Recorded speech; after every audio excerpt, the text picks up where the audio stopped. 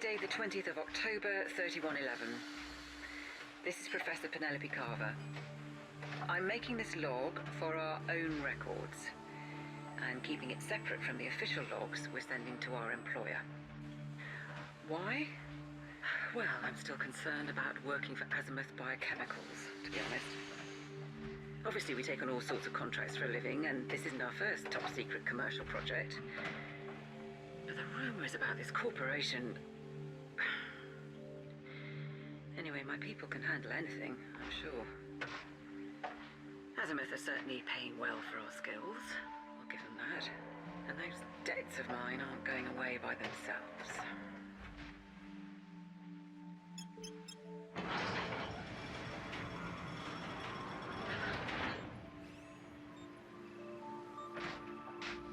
Coalsack Nebula has turned out to have a lot more scientific value than I expected.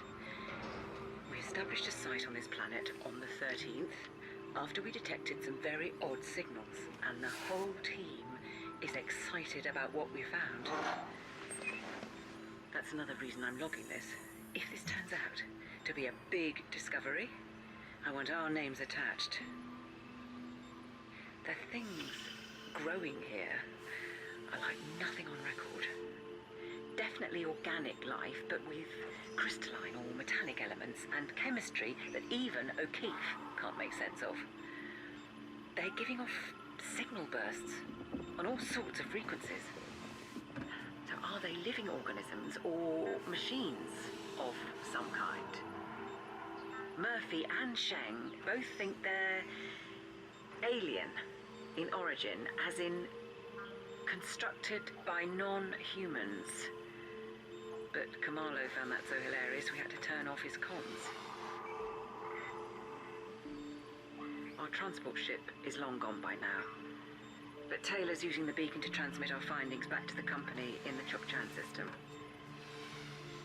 She said the built-in encryption software is top of the line,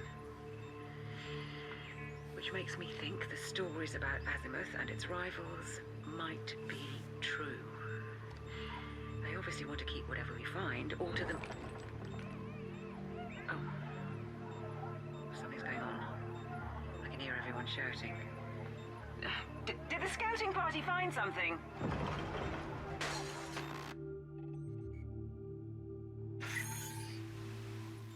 This is Professor Carver, 27th of October, 3111. Well, hopefully this log will record. Half of our equipment isn't working properly right now. Everything's changed since we found the crashed ship. For one thing, it's alien. Definitely non-human technology. I should sound more excited, I know. Every scientist's dream, isn't it? But something about this just feels wrong. I know the others feel the same. Even Kamalo isn't smiling anymore. We're still mostly in the dark about the object we retrieved from inside the wreckage. Is it the pilot, or the cargo, or maybe some organic component of the ship itself? It seems totally inert, but we've had electromagnetic interference all over the base since we brought it back, and that can't be a coincidence. Storing it has caused problems. Sheng lashed something together using the strongest bulkheads they could find, but apparently it's still breaking that down.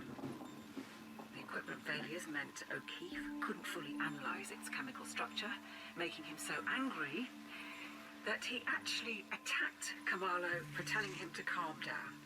I've never had to break up my people like that. We've worked together for years.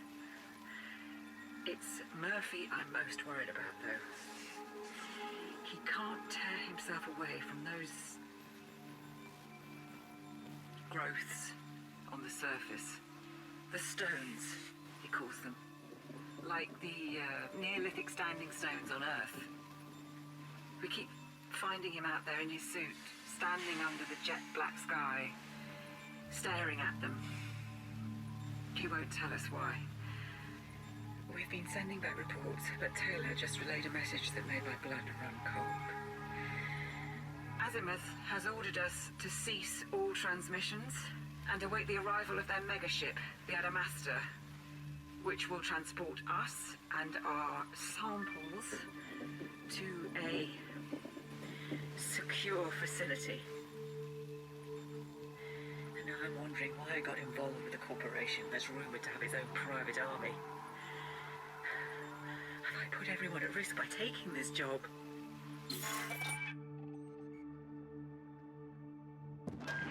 I'm going to try making this log again. While the data drives are still functioning, they could go again at any time. Nothing works properly anymore. Especially not us. It's the 30th of October. The object in our storage cage has become noisy. I have a suspicion it's even noisier on infrasonic frequencies, which would explain why everyone is on a knife's edge and unable to sleep. I would ask MacLeod to do some studies, but he's in the infirmary after his run-in with Kamalo. God, I've never seen my team like this. What's wrong with them? But that's not the important thing. I don't think the ship that crashed was alone. Because yesterday, O'Keefe came bursting in through the airlock like a pack of wolves was after him. He said there were lights shining down on the growths and on Murphy, who was just standing there. He couldn't make out where they came from, only that the nebula above us seemed to be moving. He said the night was opening up like a giant mouth. I don't know where Taylor's got to, so I tried the comms beacon myself and found a message saying the Adamastor has arrived in the system. That should be a relief. But actually it twists my gut. What are Azimuth going to do with the thing we found? And what are they going to do with us?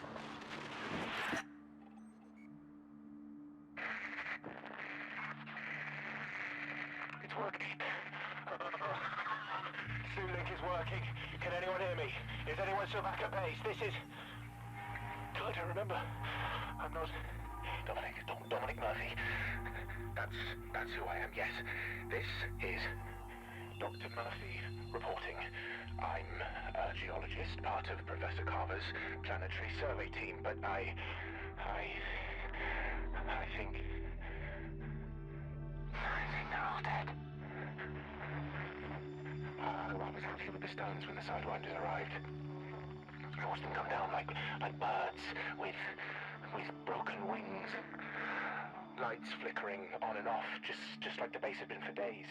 There were soldiers everywhere with rifles and armored suits. I think they loaded the cage onto one of the ships, which took off again, just about. And then a few of the soldiers. I saw the flashes inside the buildings. Gunfire. Something exploded. The main comms relay, I think. But then came more lights. Strange lights, like that rippled like snakes, and that blackness again, opening up in the sky. They tried to get away on foot. Running out to where I was hiding, and I thought he'd see me. But then they were all flying up like toy soldiers, thrown in the air, pulled up into the lights.